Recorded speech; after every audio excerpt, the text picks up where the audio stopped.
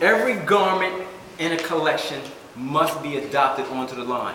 It's not you drew it and you put it out there and it made it. It doesn't work that way. When you create a collection, if you make a 40-piece collection, you will most likely have to go 3 times that collection. Like 120 pieces to get to this 40 pieces.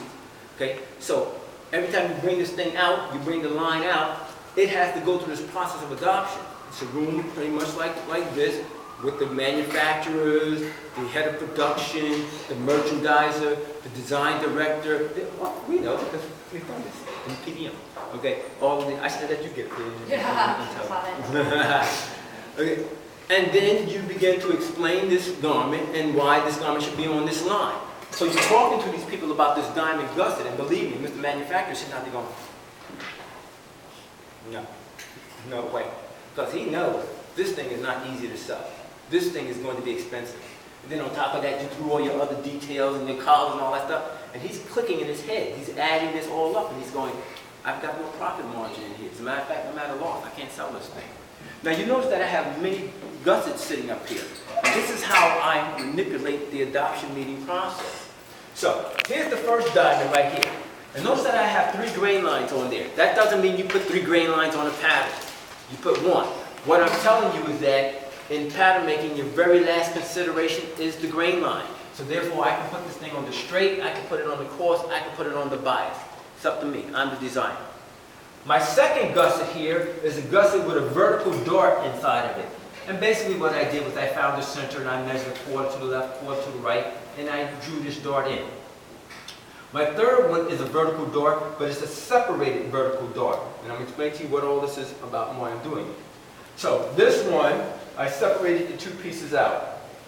And this one, I put a horizontal dart, 1 piece. Here I put a horizontal dart, separated in 2 pieces.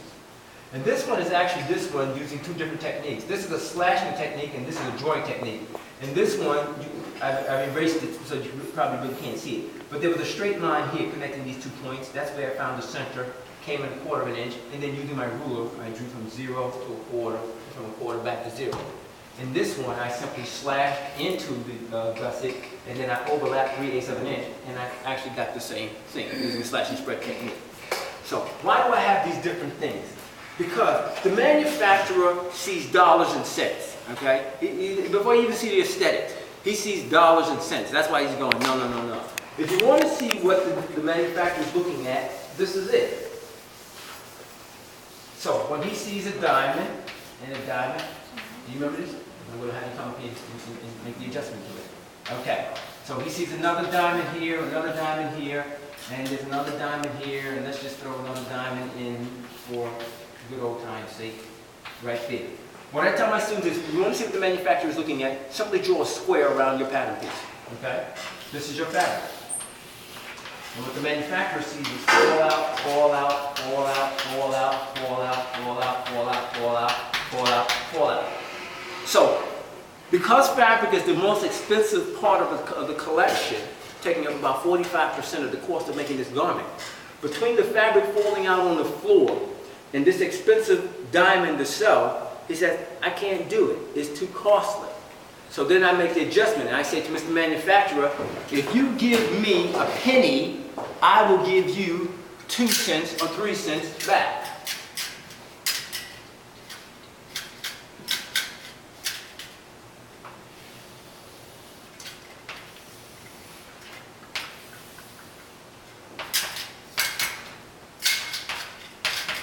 Okay, the fallout is changed by switching over here. Say, Mr. Manufacturer, if you will give me a penny and allow me to sew this seam, I'm going to save you fabrication. This is no longer fallout, that's no longer fallout, that's no longer fallout, that's no longer fallout. Those are half diamonds. They become gussets. And so this is how I'm saving the manufacturer money. I'm always weighing the cost of the needle, thank you very kindly, against the cost of the fabric. If you have expensive fabric, inexpensive needle. If you have expensive needle, inexpensive fabric. Unless you work in the market that I work in where we have money up to kazoo, you are always playing this game. So you have to go into the adoption meeting process understanding this and figuring out how am I going to get this garment in. I believe in this garment. I believe this garment is going to sell. I'm going to shoot for the first choice, and if Mr. Manufacturer says, okay, fine. But what if the manufacturer says, no, I can't do it? Do I just abandon the garment and say, oh, man, I'm really hoping you would overlook that? No, I have to have a secondary answer. I got to have a tertiary answer. I got to have my second fabric. I have to have my second button, my second trim. I got to know everything. If I can't get option A, go into option B. Can't get option B, go into option C. But I've got to save this garment. Yeah. Is it only actionable because it's symmetrical? No, it's actually not. Other examples, like when we do the shawl collar, we're going to see the same thing. I'll show you two variations of the shawl collar, and I'll show you how I'll come to manufacture. If you give me this penny, we can get this thing done. I'll show you how to change that marker up, save you fabric, and we can get this garment. Because I'm trying to save this garment. When you go into an adoption meeting, you got to fight. It's not going to, they ain't then going to stand in because you brought it out of the room and they say, well, here it is. They go, put it all on the line. No. No, they start talking about, oh, that stitching, that's going to cost too much money. Oh my God, look at all this, oh, we can't do that. Oh, and you got a seam over here. Oh, let's take that off. Let's change this. You'll see this garment change right in front of your face. You will see your entire collection morph, literally. Fabrics change. Stitches start to change. Trims start to change. And you just stand there looking at this thing. And it's literally changing, and you know it's changing. You know, that's why I tell people, never become emotionally attached to your garments. This is a business, pure and simple, okay? I've seen people come out of these adoption meetings in tears because they can be brutal, okay? Because you're watching something that's you're emotionally attached to change. So what was your job in the meeting? What was that? What was your job in the meeting? My job in the meeting? Yeah. I'm the designer. What do you mean what's my job? Oh, so you brought up... Oh yeah, it's my collection. Yeah.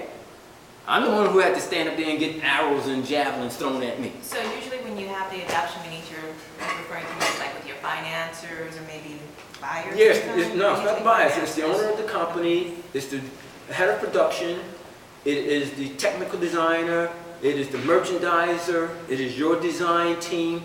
And some companies even bring in the top salesmen from across the country because they know what will sell in this region, in that region, whatever, you know. So there's a lot of people that can be involved in this process, and everybody got to say so. You know, the salesman is saying, listen, I know that in the Southwest region, I'm telling you that fabric, that color isn't going to work. Mr. Manufacturer is telling you, no, that stitching is not going to work. The merchandiser is telling you something else. Everybody's telling you something, you know. But you got to stand there and you got to say, hey, you know. If it's your own company, like I worked for a designer and she would have meetings with like the people who finance or have money right, the backers. and they would like fight her like she was just one of the design. I mean, she was a big brand, but they would like go back and forth fighting. It's their money to keep this stuff. And she's like, well, I think it will sell and da da da da. And she was like seething after these meetings. Yeah, because designers are emotional. And she was emotionally attached to her garments, but they were seeing dollars and cents.